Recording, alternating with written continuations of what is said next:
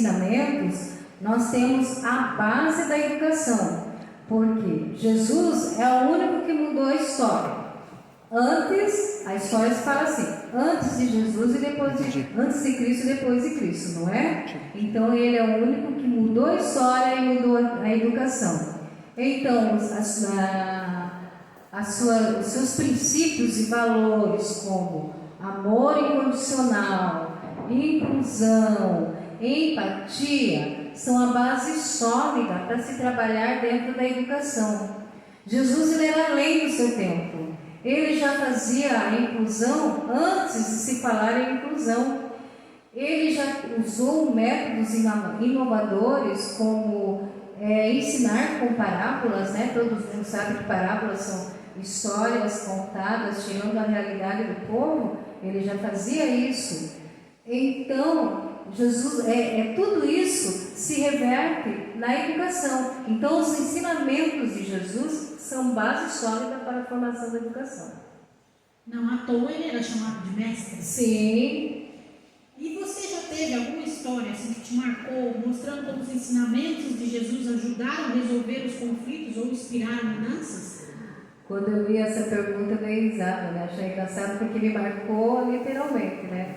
Eu lembro que entrou um aluno na minha sala, né? Depois que, acho que chega lá pro mês de, quem é professora aqui sabe, né? Chega lá pro mês de, acho que já é fevereiro, março, acho que abril, a nossa sala já está toda controlada, né? Ela já está certinha, do jeito que a gente quer, né? O comportamento e tudo, e esse aluno chegou. Só que esse aluno, ele tinha dificuldade de comportamento em relação com as crianças, né? Sendo que quando ele entrou, ele sentou e estava brincando, eu estava organizando a sala, as carteiras, né? Porque eu trabalhava com carteira em rodízio, e pedi licença, né? Por favor, criança, a tia tem que arrumar as carteiras. Ele olhou para mim e falou assim: você não está vendo que eu estou brincando? Respirei e falei: a tia quer arrumar as carteiras, eu não vou sair. Aí o que eu fiz? Peguei ele e coloquei sentado na carteira. Nisso esse menino se revoltou, começou a pegar o lápis, apontava para as crianças, as minhas crianças ficaram todas assustadas, levantaram. Eu lembro que uma menina falou assim: não faça isso com a tia, né?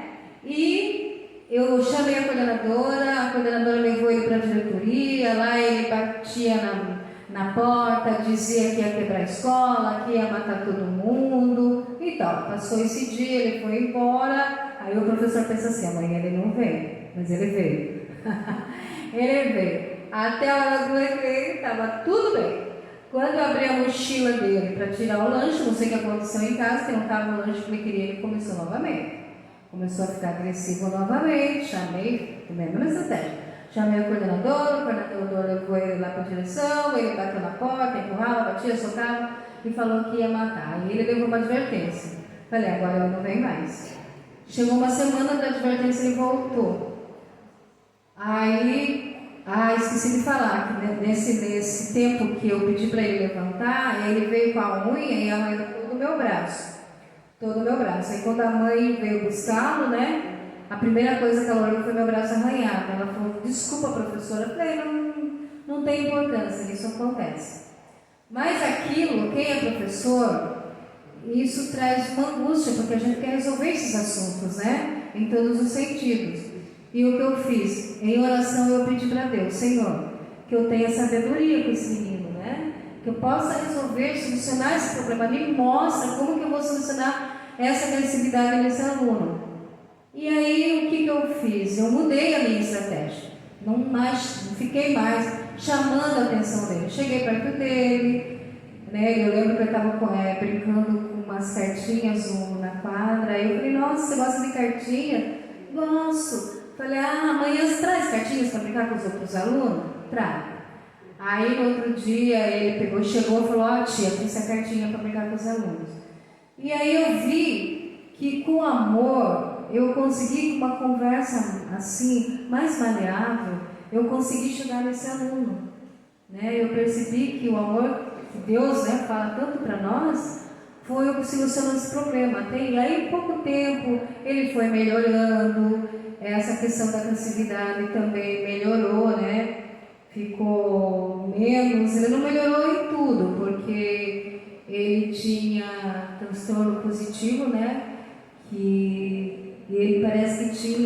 autismo.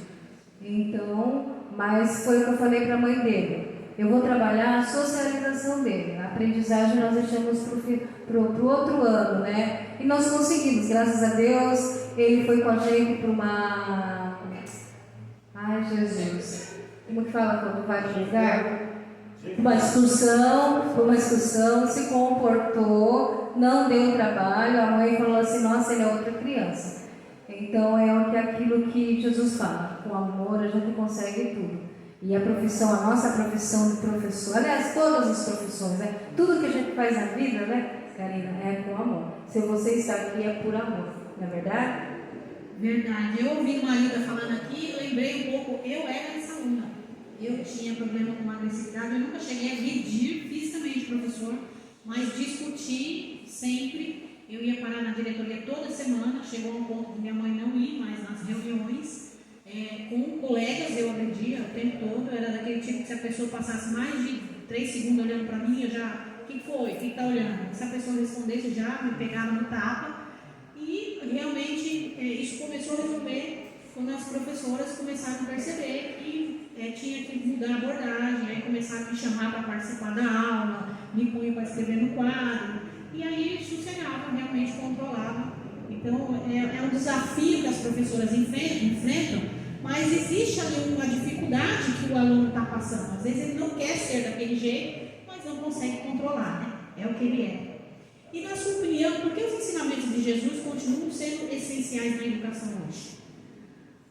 Porque ele é a base sólida, né? São os únicos ensinamentos que transformam, tem o poder de transformar vidas, né?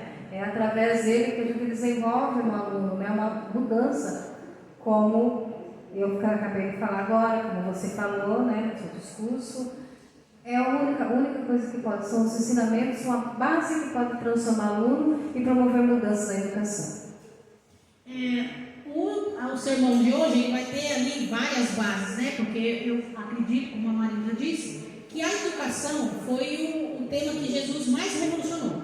As marcas de Cristo, né, ele deixou em todos os temas que a gente tem abordado, ele fez alterações significativas. Mas na educação foi mais porque antes de Cristo as pessoas não eram educadas, né? A educação era limitada a homens e que tinham dinheiro. E o fato dele ensinar todos, quem chegasse a ele eram ensinados, abriu um precedente nesse sentido. E aí todos nós hoje, se temos oportunidade de estar na escola, foi porque Cristo veio e mudou essa cultura. Então na educação, de fato, eu acredito que foi a área que mais teve impacto com a vinda de Cristo. E um dos textos no qual o sermão de hoje vai falar, que é Mateus 28, 19 e 20, né? Que conta ali a história do Ide, né? Que Jesus nos pede para criarmos discípulos, para nós também nos tornarmos mestres. Eu queria saber de você, Marina, como isso pode ser traduzido para uma sala de aula? Então, Ide fazer discípulos, né? Exemplo, né? Jesus ele ensinava através do exemplo, né? Porque não adianta nada você falar e não dar o exemplo. Essa é a base em tudo na nossa vida. Às vezes a gente fala, mas não vive. Então, em sala de aula tem que ser assim: o professor ele tem que ter abordagem novas, né? Tornar aquele ambiente acolhedor, passar o amor para aquelas crianças, fazer com que as crianças tenham empatia, principalmente hoje. Hoje nós temos alunos com bastante síndromes, com bastante dificuldade. Hoje está muito difícil uma sala de aula. Às vezes dentro de uma sala de aula nós temos alunos com 5 autistas, né? E às vezes a professora ela fica, coitada, presa, porque ela tem que dar conta de tudo e tem que também ter um âmbito para chegar naquele aluno, como você disse, que não quer ser assim, mas que tem que saber lidar com aquele aluno. E o autismo, ele é nível 1, nível 2, nível 3. O nível 3, ele é o pior, né? Porque a criança se mudou ali a rotina, ela já grita, ela já chora. Então nós estamos num momento de muita dificuldade na educação. Mas mesmo assim, eu sei que os professores ainda lutam, né? para colocar em prática todos os ensinamentos de amor, de empatia, de inclusão. Vou falar de novo, porque eu faço parte dessa coisa de inclusão. Por exemplo, hoje nós estamos fazendo um podcast de inclusão. O podcast era lá em cima. Eu não posso subir, a Karina desceu. Isso é inclusão, né? Então, nós, igrejas, temos que falar e aprender muito sobre a inclusão. Porque talvez algum dia entre alguém aqui, um surdo, um mudo, não é verdade? Um cego. Né? Eu já precisei que fizessem a rampa ali para mim. Né? Não só para mim, porque nós estamos ficando mais jovens, mas a igreja, né? Entenderam? Então, essa inclusão que a gente fala é o que Jesus pregava. Como a Karina disse, ele veio para pegar para o pobre, para o rico, para a prostituta, para o bandido. Ele veio pregar para todos. Então, assim é uma sala de aula. Fazer um ambiente acolhedor, inclusivo e transformador. Amém. E eu acredito, eu vejo muito isso, eu acho que o ID não tem profissão onde é mais visto esse ID do que na profissão de pedagogo aí, né? Porque a profissão que mais inspira, né? Você vê os alunos, muitos alunos, o que você vai ser quando crescer? Eu quero ser professor, tia. Porque se inspira, às vezes. Porque hoje em dia o pessoal vê muita parte financeira, né? Mas ainda existe essa questão do aluno ver ali na professora, a mãe que ele não tem dentro de casa, uma colega, um acolhimento que muitas vezes ele não tem, né? E agora passando aí para o verso de Marcos, né? O texto de Marcos, capítulo 4, 1 e 2, vai falar aí sobre a didática de Jesus. Marilda já falou um pouco aqui a respeito das parábolas, né? Que ele ensinava muito por parábolas ali. E o que isso nos ensina hoje sobre a metodologia educativa, Marilda? Então, quando Jesus usou as parábolas, né? Todo mundo sabe que é parábola, sim, né? Então, quando Jesus usava as parábolas para ensinar, o que ele pegou? Ele pegou a realidade, né? Daquelas pessoas, colocou as histórias dentro daquela realidade, porque assim ficava mais fácil para o entendimento das pessoas que estavam ouvindo.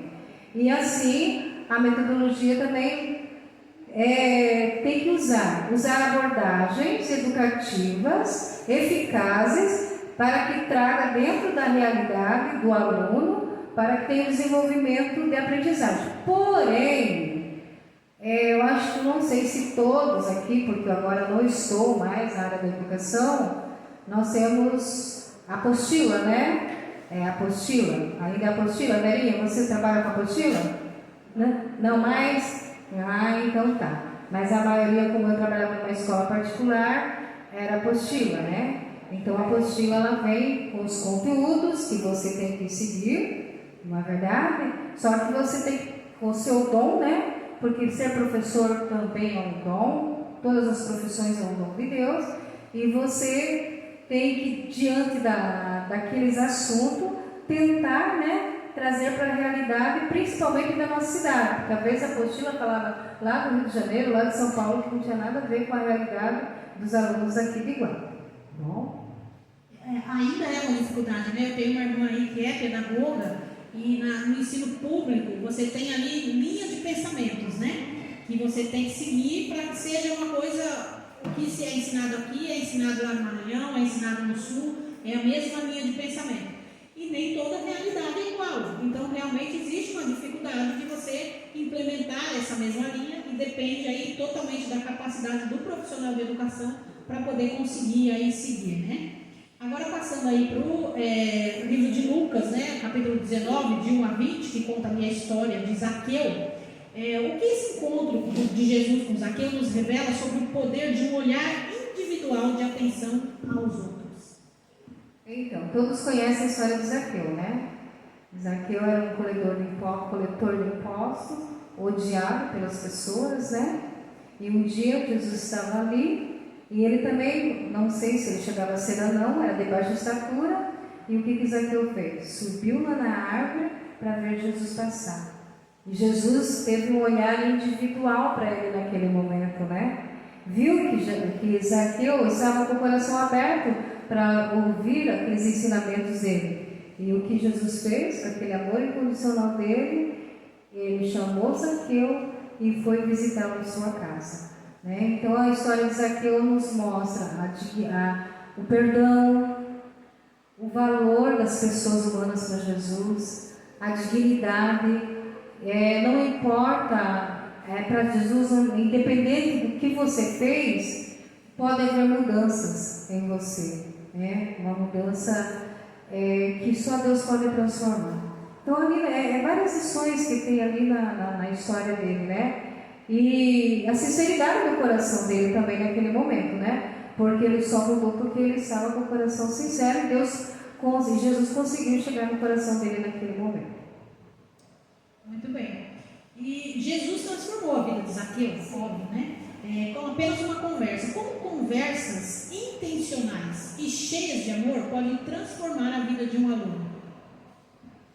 Conversas cheias de amor e intencional transformam a vida de todo mundo, né?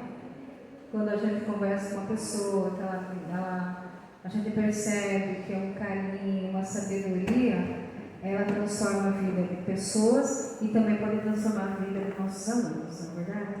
E o aluno, ele é um ser individual, como diz você, ele precisa ser acolhido, ele precisa ser amado e ele precisa ser inserido dentro da sociedade, né? Então, o que nós ensinamos hoje vai levar para a vida toda dessa criança.